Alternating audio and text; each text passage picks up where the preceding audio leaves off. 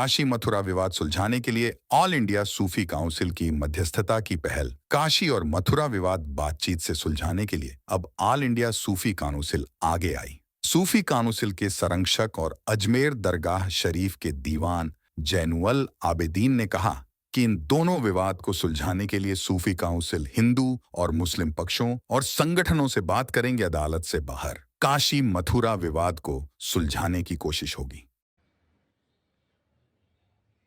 अजमेर दरगाह शरीफ और सूफी काउंसिल के संरक्षक मौलाना दीवान जी ने एक बयान जारी किया है। उन्होंने कहा है कि काशी और मथुरा के विवाद को न्यायालय के बाहर भी सुलझा सकते हैं। उन्होंने कहा है कि हिंदू पक्षकार और मुस्लिम पक्षकार दोनों को आपस में बैठकर न्यायालय के बाहर समझौता कर लेना चाहिए।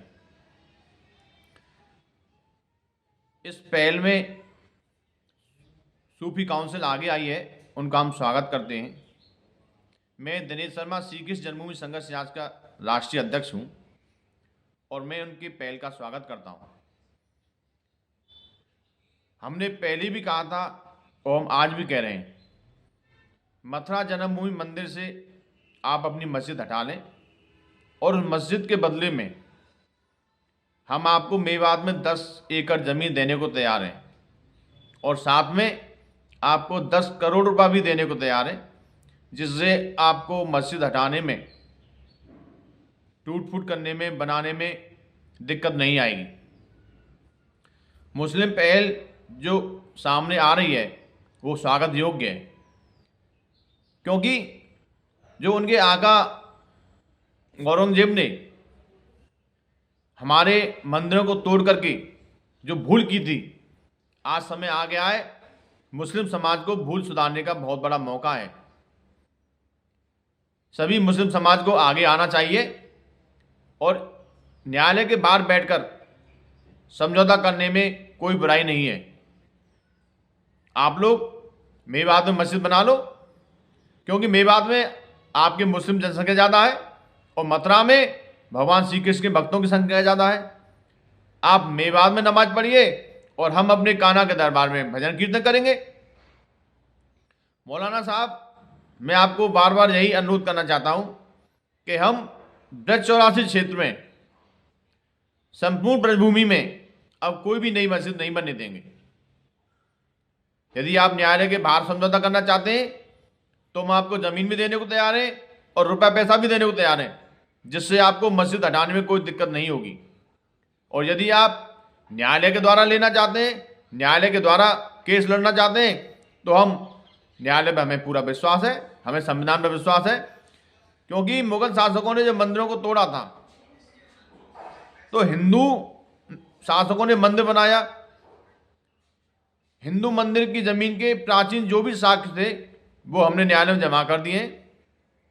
खसरा खतौनी की नकल, पुरानी खेबड़ की नकल, बिजली का बिल, पानी का बिल, रेलवे का मुआवजा और नगर निगम का असेसमेंट, ये सभी प्राचीन साक्ष्य न्यायालय में जमा कर दिए।